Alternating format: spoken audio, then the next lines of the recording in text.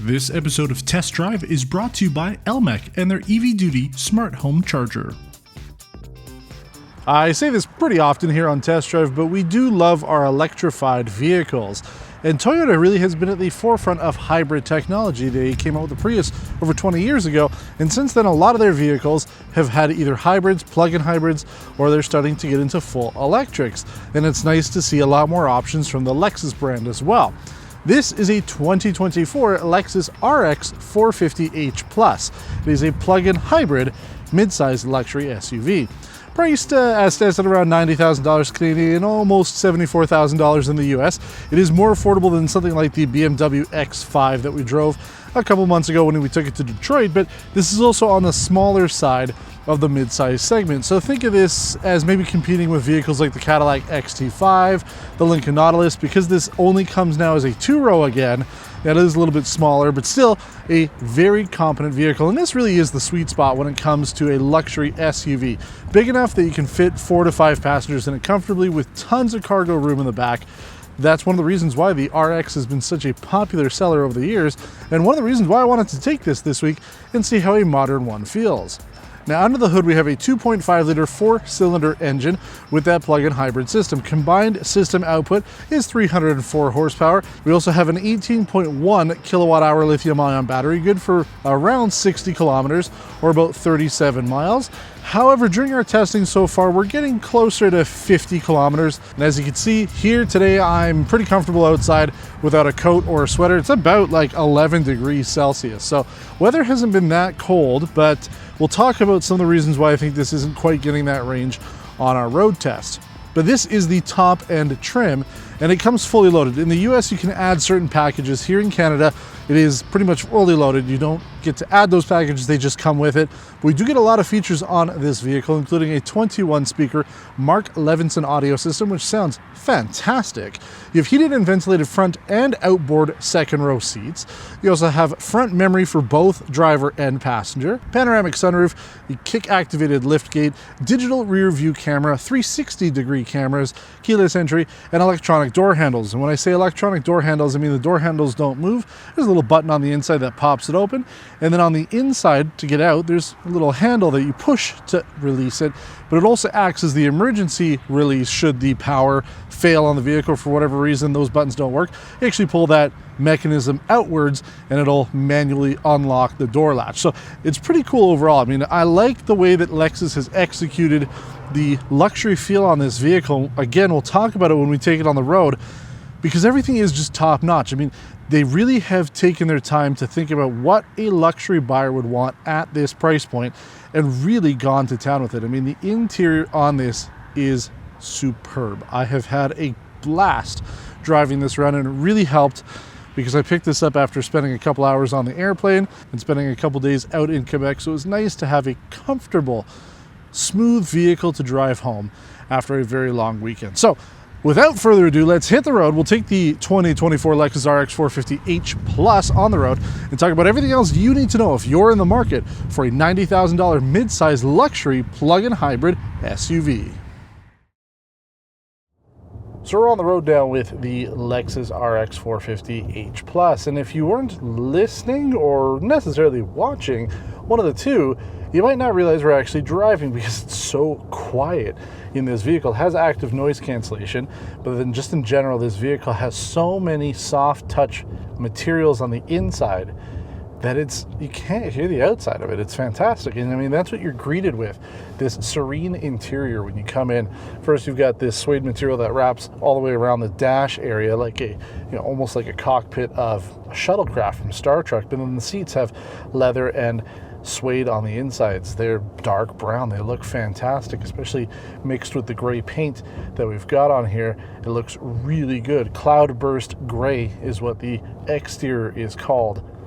And I like it. I mean, it's just, with this vehicle, because it's the hybrid, because it's the plug-in, the exterior design is just a little different than you would get on, say, a RX 350, or if you go up to the RX 500. So this does have a slightly unique look to it, and I really like it. I mean, everything on the exterior is gray. It's all body color, looks great. I absolutely love the design of this. And because it is sort of raked back a little bit.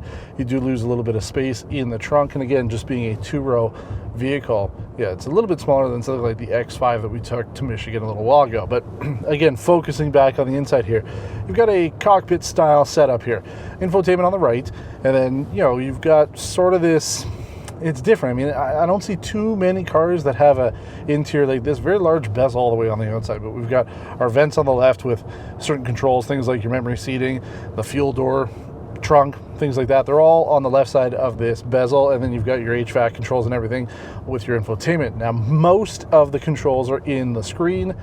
We don't like that normally, at least they're pretty much always there. You can hide them if you want, but then you can keep them on the screen, so you can get into your seat controls like heated, ventilated seats easier. You've got automatic heat and ventilation, which the car's been on and it's been working pretty well, but I do usually like to control it. And then the S-Flow system that we saw last week when we were driving the Toyota Grand Highlander, that allows the air system to know where people are sitting and only direct the airflow there. So I always have that running. So for example, right now the vents are only working on my side, but if other people get in the car, they should all work. But we do have tri-zone climate control, so the rear seats are comfortable. And again, ventilated and heated seats back there. So good stuff. We don't usually see that across the board. It is nice to have. Plus, passenger memory on this, different location than it's located for the driver, but still nice to have. So those are really good features. I mean, overall, feature rich on the interior of the Lexus RX, and comfort. I mean, these seats are great. You do have some extended thigh support. I do like it. You know, I can sit a little bit further back. I can sit much closer if I wanted to. I have a good seating position. I have a little bit of extra headroom here. So overall, the interior on this is pretty superb. But again, the thing you really notice is just how quiet this vehicle is, even doing about 80 kilometers an hour here. And we're going to be going over some train tracks. Let's see if I hit these tracks. There's a big pothole in there. Oh my God. But no, that worked out great. Like, I mean, you barely feel it. You definitely don't hear much. It's really, really good. So I like that. Now, again, the horsepower and torque numbers on this, not super great compared to, again, something recently like we did the BMW X5, but that's fine. This vehicle isn't meant to be performance oriented. You want speed and performance, go for the RX 500. If you want something that has the fuel efficiency, go with this. As I mentioned, Lexus says you should get about 60 kilometers fully electric with this vehicle. So far, we're only seeing about 40, 45 at the most. During our 100 kilometer test loop, we got about 40, 45 kilometers before the engine kicked in. And it doesn't quite drain the battery all the way because it uses this more as a hybrid, which I like. So you're getting a good mix. And we ended up only averaging 4.4 liters per 100 kilometers during our test loop. So good numbers overall. Not as good as the BMW, which I believe did it in 3.1 liters per 100 kilometers, but that's also a bigger battery. It's a 25 kilowatt hour lithium ion battery compared to this, which is only an 18.1. So smaller battery on this. Yes, it is a smaller vehicle and less power, but still kind of evens out, makes sense. So I'm not knocking it for that. But there is one thing that I think would have improved the overall range on this. You do have scheduling for the charger, so you can tell the car when you want to be heading out or when you want the car to schedule. So if you live somewhere here in Ontario like that, where you have, you know, different rates depending on what time of the day it is, then you might want to use that. So then that way you can say, hey, you know, I don't want to be charging during the peak hours, which I've been doing. I've told it I want to leave by about 8:30 in the morning, and it's good to go. It means it'll make sure that the vehicle is charged up right up to that point so that I'm using the least amount of money as possible. But there's no climate scheduling. Not only is there no remote starter on this vehicle, there's also no climate scheduling, which means I can't tell the car to start going hot or cold, depending on the temperature. So I woke up the other day when I set everything up finally, and I came out thinking, hey, you know, it's like -2, -3 degrees outside. I'd like to have the vehicle warmed up. So I'd already told it, you know, I leave at about 8:35 in the morning. It was pretty cold inside the car because there is no scheduling. Now, maybe there's something in the Lexus app, but we don't get access to that from the press fleet. So I can't tell you if it's just locked down on the mobile app, but there's nothing here. There's nothing in the owner's manual. I went through the whole thing, which is online, and I went through all the infotainment system. Can't find it. Just doesn't exist. There's no remote starter. So basically, I got to go outside, start the car up, and then let it warm up. If I could schedule the climate like a normal plug-in hybrid, then I'm sure I would be getting closer to those 60 kilometers. Because even right now, I mean, we haven't used much. I basically woke up this morning, drove a little bit around town, and then came to film this. We've only got 30 kilometers of EV range left, which means I should be at about 50%, but I'm at like 80%. So I'm just not getting it. So this car was so close to perfection. I really, especially after driving it for about 250 kilometers to come home with it, you know, you really got to understand this car, and I got to understand the type of buyer who would be looking at this car. And I thought, wow, like this really is, first of all, it's one of the reasons why Lexus is so popular and why they sell so well. Like these cars are truly designed for people, because everything makes sense. Everything's laid out where you want it to be. The materials are high quality. The fit and finish is superb. The materials, like I said, everything just fantastic on the inside and exterior of this vehicle. And then they just kind of fumbled it there at the end when it came to scheduling. So that's my only real negative when it comes to this car, is there's no scheduling. And again, you know, taking away all the buttons, it's a bit of a bummer, but you kind of get used to it. So if they just had the way to schedule your climate, this would be perfect. Like, I don't like to say that too often, but it really would be, because everything else works so good that that's the only thing that's missing. And especially when it comes to a plug-in hybrid, you really want that, right? Because the vehicle's plugged in, you want it to be pulling off the grid as you're starting it up, you know, 20 minutes before you go. You pay a couple bucks or whatever, not even really, it's like 10 cents to charge during that period. You want to make sure that the vehicle's warm, that way you extend the range. So aside from that, everything else about it's been great. Rear seat, as I mentioned, you've got lots of room back there. The trunk, tons of room back there. The ride is great.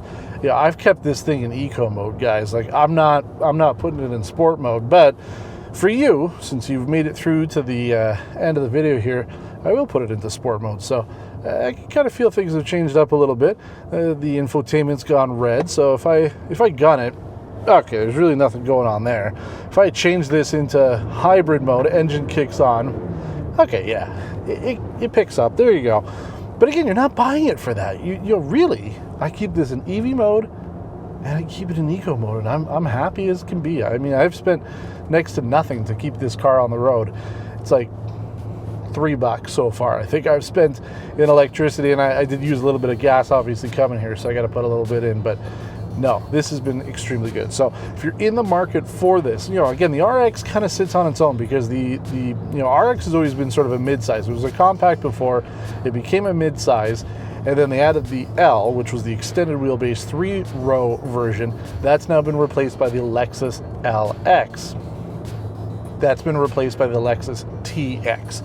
And that really is the Lexus version of the Grand Highlander that we drove. So if you're in the market for a bigger vehicle, then you can take a look at that. But this, as a 2-row, you know, 4-passenger vehicle, really good. You definitely want to be considering it. Again, it's less than the BMW. Not getting quite the same experience that you get with the BMW, but I think really if you're in the market for, say, a Lincoln or a Cadillac, you want something that isn't over-the-top performance, but you want something that is truly luxury class comfort, then the Lexus RX is the way to go. I like it quite a bit. I've enjoyed my time with it. It's going to be sad to say goodbye to this one, but luckily you don't have to say goodbye to it, because you get to watch this video, and you can watch it as many times as you want. And if you have any questions about this video or anything else that we do here on Test Drive, don't hesitate. Get in those comments, leave us a message below. Let us know what you think of this vehicle. Let us know what you think of this episode. If you haven't subscribed to the channel, then we also invite you to do that, as well as like the video and share it online. But until next time, thanks for watching and take care.